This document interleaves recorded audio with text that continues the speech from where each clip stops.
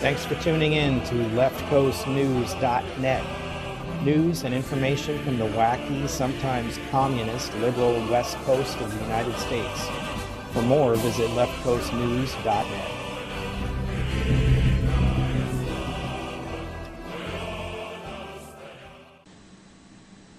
Well, today we've got a story that shocks the conscience, that defies logic, and that makes you ask the cold hard question, is this justice or a mockery of it? Or is it just the left coast? Let's talk about what happened in Portland, Oregon, where a man who admitted on the record that he stabbed someone with a knife was acquitted by a jury. Not because the evidence wasn't there, but because the victim used a racial slur. That's right. A jury in Portland cleared 43-year-old Gary Edwards of second-degree assault after he stabbed 43-year-old Gregory Howard Jr. during an altercation on July 7th. And according to multiple reports, the deciding factor was testimony about the use of the N-word during the incident. Here's the raw sequence. Surveillance footage showed Edwards approaching Howard with a sharp blade. There was a brief scuffle, and Edwards stabbed Howard in the shoulder. There was no audio on the video, so no direct evidence of who said what and when. But later, police body cam footage captured the victim using a racial slur, and that became central to Edwards' self-defense claim. Yeah, self-defense over a word. Defense lawyers argued, and the jury bought it, that the victim's alleged racial slur justified the stabbing under self-defense. Let that sink in for a minute. This wasn't a close call. The defendant admitted he stabbed the victim, yet the jury concluded he should walk free because words, even racist and reprehensible ones, somehow can justify stabbing. This isn't justice, that's anarchy in robes. Prosecutors didn't buy the self-defense story. They argued the defendant created the situation. He didn't retreat. He approached the man with the knife, stabbed him, and then walked away. That's not self-defense. That's an initiation of violence. But the jury disagreed. This is where the legal system gets technical, and where justice advocates often get frustrated. In the U.S. legal system, a judge cannot simply overturn a jury's verdict of not guilty. That's because of something called double jeopardy. You can't be tried twice for the same crime once acquitted. Once a jury says not guilty, that's normally the end of it. The judge doesn't get to step in and say, actually, you're guilty. The only time a judge can intervene are extremely limited. If there was a gross misconduct by the jury, if there was a procedural error that fatally tainted the process, if key evidence was wrongfully admitted or improperly excluded in a way that violates well-established law.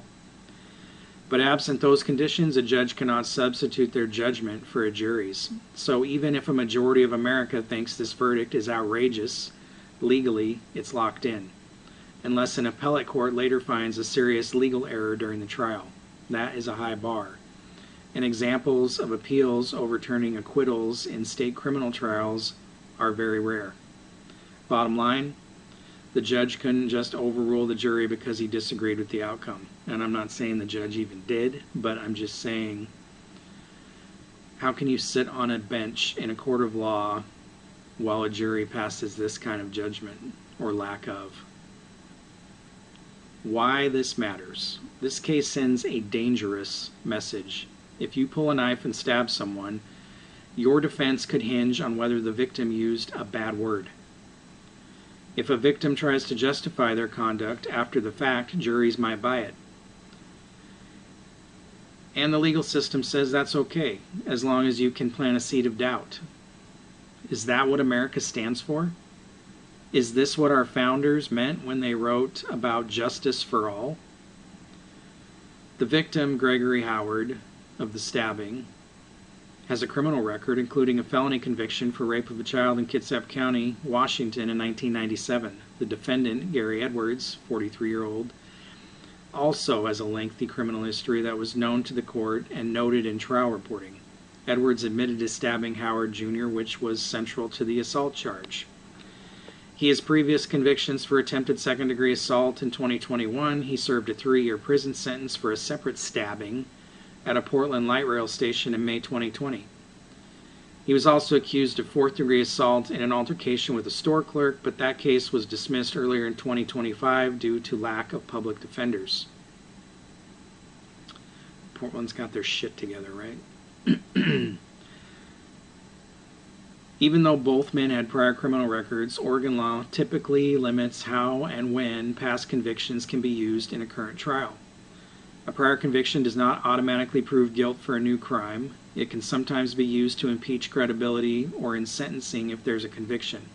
At trial, the jury's job is to decide whether the prosecution proved the specific charges beyond a reasonable doubt based on the evidence presented in that case.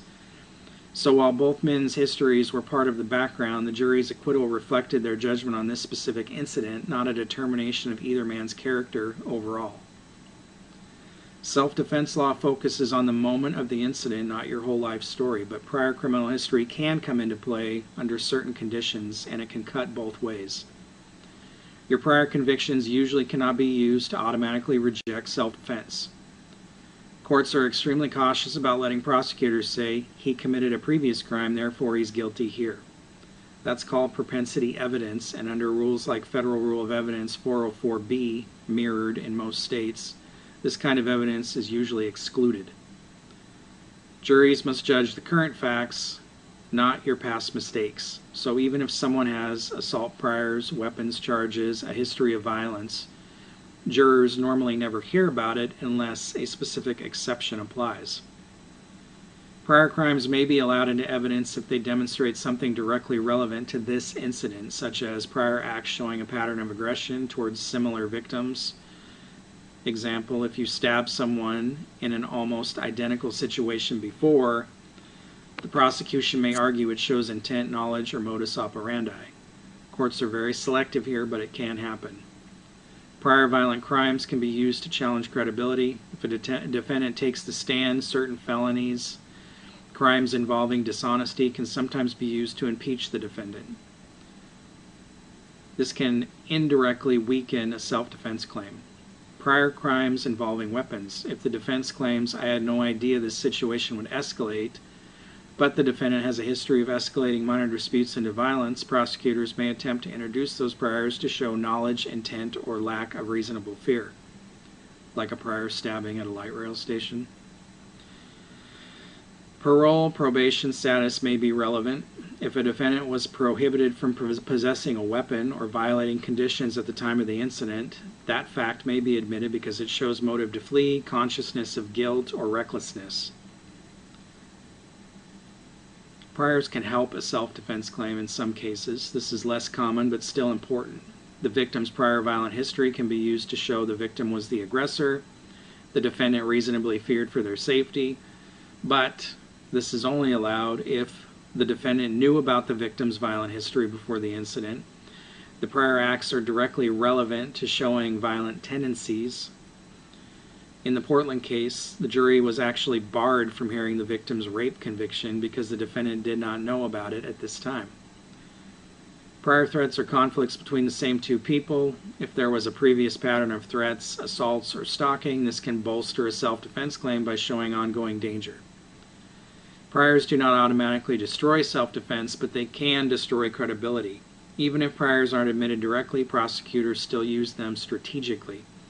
They may shape how aggressively the prosecutor cross-examines. They may influence whether the defendant testifies. They may discourage the defendant from pushing a narrative that contradicts documented history. So even when the jury never hears the priors, they can shape the strategy of the entire trial. The jury must judge the moment. Self-defense is about what a reasonable person would have believed at the exact second force was used. Therefore, past crimes, past beefs, general character are usually off limits unless they directly shed light on intent, fear, or the aggressor's identity. This is why you often see violent defendants acquitted and nonviolent victims ignored, because prior history is often legally invisible unless tied to the directly to the moment. We demand fairness. We demand accountability. We demand a system where actions, not words, determine guilt. A system where stabbing someone in public doesn't become an open-ended debate about the exact timing of who said what. You should call your representatives and question why juries are given latitude to rewrite moral logic. Stand up for real justice, because this isn't it. This is ridiculous. This is one of the most ridiculous things I've ever heard. Somebody called you a name that you don't like, a racial slur, and that gives you the right to stab somebody? Have we lost our minds? Where is the common sense? This is the left coast. Welcome to it.